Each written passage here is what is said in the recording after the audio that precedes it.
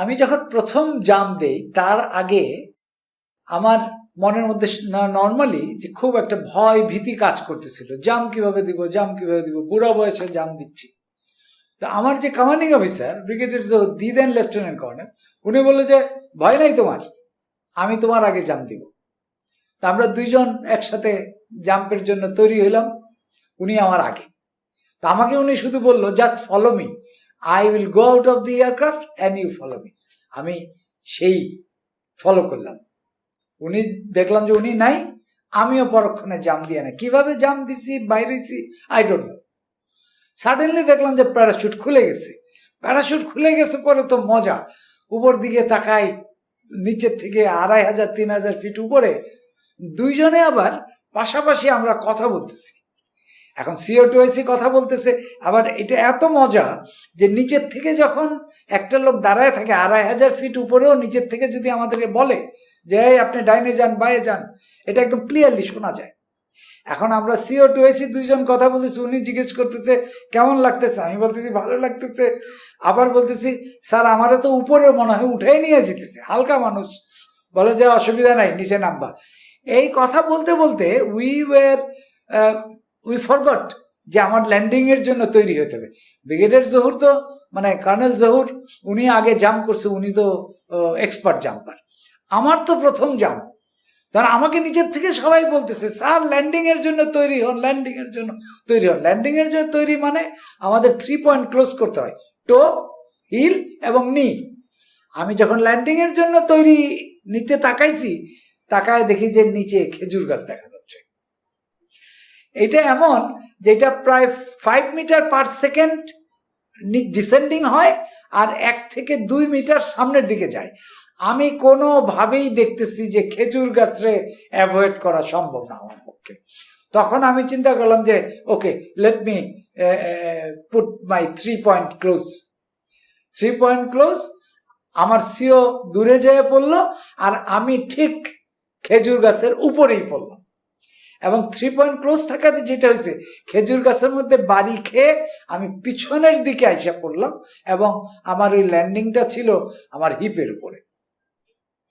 তখন তো প্রথম জাম্প শেষ হয়ে গেছে, ল্যান্ড করছি, সবাই দৌড়ায় আসছে। 2IC, আমার বয়স তো তখন প্রায় 38 বছর, 2IC ল্যান্ড করছে, এত বছর বয়সে জাম্প করলো, সবাই কংগ্রেচুলেশন দিচ্ছে। আমি যে নিচে পড়ছি ওই কথা আমি ভুলেই গেছি, সবার সাথে হাত টাত মিলে কিছুক্ষণ পরে মনে হলো যে আমার কোমরে মনে হয় একটু ব্যথা। তো আমাদের যখন জাম্প হয় তখন আমাদের RMO থাকে, রেজিমেন্টাল মেডিকেল অফিসার। আমি ওকে ডাইকে বললাম এই আমার তো মনে হয় আমি হিপ ল্যান্ডিং করেছি আমার। তো বলে স্যার কোনো সমস্যা নাই, আপনার আমি ওষুধ দিয়ে দিব, মেসে চলেন। মেসে যাইতে যাইতে আমি দেখি যে আমি আর নড়াচড়া করতে পারি না।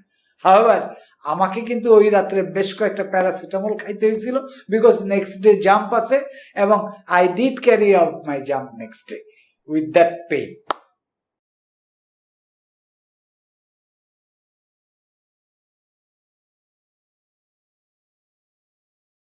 তোমরা জানো যে I was the raising commanding officer of 1 para commando battalion. তো এখন তার আগে তো আমি তো I was not a commando. Commando means I had a commando but not the প্যারা পার্ট। তো তারপরে কেমন যেন মনে হচ্ছিল যে কিভাবে যেভাবে হোক যে বাংলাদেশে একটা কমান্ডো ব্যাটালিয়ন রেস হবে বা এরকম কিছু হবে, এরকম আমরা শুনছিলাম। বাট কে রেস করবে, কাকে রেজিং CO বানানো হবে, এটা কিন্তু আমাদের জানানো ছিল না। আমি তখন স্টাফ কলেজ পড়ার পরে আমি তখন 2IC হিসেবে 20 বেঙ্গলে জয়েন করলাম। That was at Sylhet cantonment. তো যে কোনো কারণে, পরিস্থিতির কারণে বলা হলো যে ঠিক আছে, তুমি যদি প্যারা করতে চাও, প্যারাক্রস করতে চাও, ইউ ক্যান ডু ইট। তখন তো আমার বয়স 34 ইয়ার্স এবং প্যারাকোর্সের নিয়ম অনুযায়ী, স্কুলের নিয়ম অনুযায়ী 35-এর বেশি ওরা জাম্প করতে অ্যালাউ করে না, if I am not wrong. তো তখন আমার তো প্রায় অনেক বছর চাকরি হয়ে গেছে। That was in 1990, if I am not wrong, 1990 সালের ঘটনা। তখন আমার I'm married, I'm having 2 sons, and then a 2IC of a unit, and তার পক্ষে প্যারা কোর্স করাটা is not very very normal, you know. It's very tough, and then তারা তো ছাড় দিবে না কোনো ক্ষেত্রে। তো তারপরে যে কোনো কারণে হোক আমি কনসেন্ট দিলাম যে আমি করব। তখন তারা আমাকে একটা প্যারা কোর্সের নাম দিল। প্যারা কোর্স বোধহয় ছিল, আমি কি বলে এটাকে, অফিসার্স প্যারা কোর্স বা প্যারা কোর্স 5 বা এরকম কিছু একটা। ওই সাথে বিএম এর ক্যাডেটদের একটা স্পেশাল কোর্স রান করছিল ওরা। তো বিএম এর ওর সাথে তখন আমাদেরকে, আমরা যারা এখানে ছিলাম তখন আমাদেরকে অ্যামালগামেট করে দিল।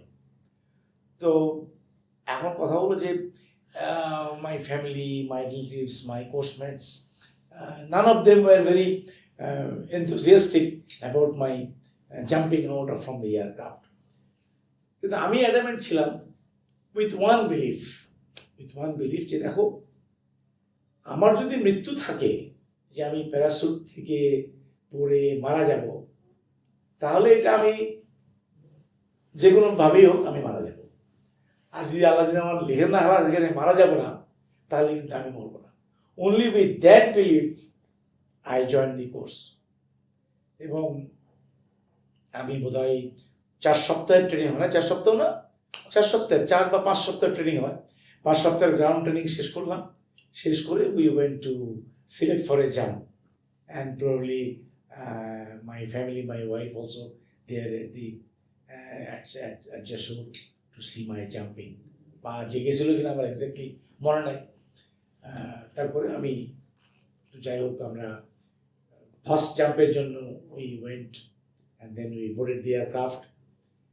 তারপরে গান গাইতে গাইতে গাইতে আমরা চলে গেলাম, ড্রপ জোনের কাছে চলে গেলাম। অ্যান্ড তারপরে যখন when the aircraft was AN-32, যখন ওই টেলটা খুলে দিল, তখন এটা ওয়াজ একটা ভয়াবহ একটা দৃশ্য যেটা আমরা কখনো দেখি নাই। একটা আকাশে একটা প্লেন উঠতেছে, তার টেল খোলা, you can see that everything is open, and if you look down you can see we are flying probably at a height of 2,500 feet. তারপরে আমার আগে বোধহয় আমার কোনো ইনস্ট্রাক্টর বা কেউ একজন ছিলেন, the next man was, second man was me.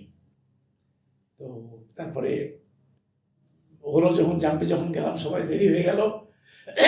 I don't know whether I hesitated or not. I cannot say what I did. But আমি যখন এয়ারক্রাফট থেকে চলে গেলাম, I just cannot say anything. আমার যখন সেন্স হলো যে না আমাকে কিছু করতে হবে, তখন হঠাৎ করে দেখি যে আমি আকাশে প্যারাসুটের উপরে ঝুলতেছি। So I came back to my senses, and then তারপরে তো অ্যাজ পার দি টিচিংস আমি প্যারাসুট ড্রাইভ শুরু করলাম, আমাকে নিজেকে অ্যাডজাস্ট করে নিলাম। তারপরে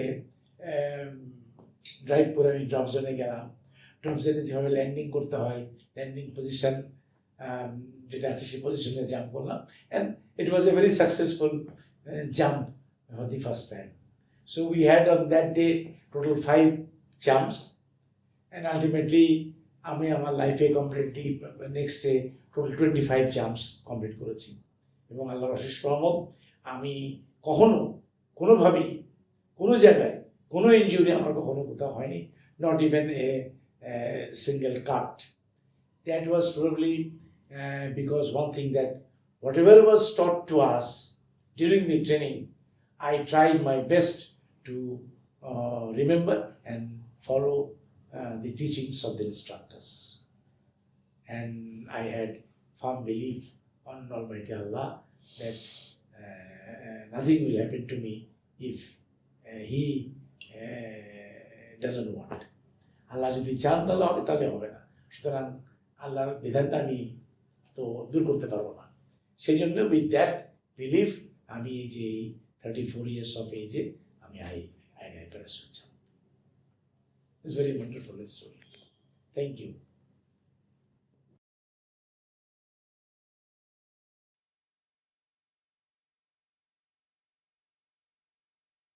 লক্ষ্য করলাম যে ধুধু প্রান্তর সামনে ধান কেটে নিয়ে গেছে। এটা নভেম্বর মাস, তো কোনো ধান নাই খেতে, দেখা যাচ্ছে খোলা। মাঝে মাঝে 2-1 গ্রাম দেখা যায়। তো দেখছি এক গ্রাম থেকে প্রায় 8-10 জন লোক আসতেছে। আমরা অ্যালার্ট হয়ে গেলাম যে বোধহয় শত্রুর পেট্রোল আসছে। সবাই আমরা সাবধানে আছি, অস্ত্র নিয়ে বসে আছি, ট্রিগারে হাত দিয়ে। আরো কাছে আসলো, তখনও বোঝা যাচ্ছে না ওদেরকে। তারপরে যখন আরো কাছে আসলো, একটা সময় দেখা গেল যে না, এগুলি বাঙালি গ্রামের লোক। অনেক সময় বাঙালি রাজাকারও তো ছিল, কিন্তু যখন আরো কাছে আসলো দেখলাম যে ওদের হাতে কারো মাথায় একটা হাঁড়ি, কারো হাতে একটা কাঁসার জগ, কারো হাতে কলসি, কারো হাতে পটলা। এরকম যখন আরো কাছে আসলো তখন আমরা দেখলাম যে গ্রামের লোক কিছু খাবার নিয়ে আসছে। এবং এই যে ওরা কিন্তু খবর পেয়েছে অনেক আগে যে আমরা এখানে বসে আছি, কিন্তু তারা নিজেদের থেকে পুকুর থেকে মাছ ধরে কিছু ডাল, কিছু ভাত, কিছু সবজি করে আমাদের জন্য নিয়ে আসলো। এর মধ্যে তাড়াতাড়ি ওদেরকে আমাদের ভিতরে ঢুকিয়ে নিয়ে, যাই হোক আমাদের ছেলে যারা ছিল এই অল্প অল্প কিছু করে খেলাম। কিন্তু আমি এর মধ্যে একদম বয়স্ক লোক ছিল, এরা গ্রামের কৃষক, অল্প বয়সী ছিল। এবং আমি একটা সময় বললাম যে চাচা, আপনি এটা করলেন কি? এটা তো একটা বিরাট রিস্কি জব। আপনি যে গ্রাম থেকে আসলেন, আমাদেরকে খাবার দিলেন, যোগাযোগ হলে এটা যদি জানে পাকিস্তানরা, আপনার তো গ্রাম তছনছ করে দিবে। উনি রাগত স্বরে আমাকে বললেন, কি বলেন আপনারা কত দূর থেকে এসে আমাদের জন্যই তো যুদ্ধ করছেন, আর আপনি কোথাকার ছেলে, কোথাকার বাড়ি আপনার আমরা জানি না, আপনি সিলেট এলাকায় আমাদের এখানে আমাদের জন্য যুদ্ধ করছেন, আর এইটুকু আপনার জন্য করব না?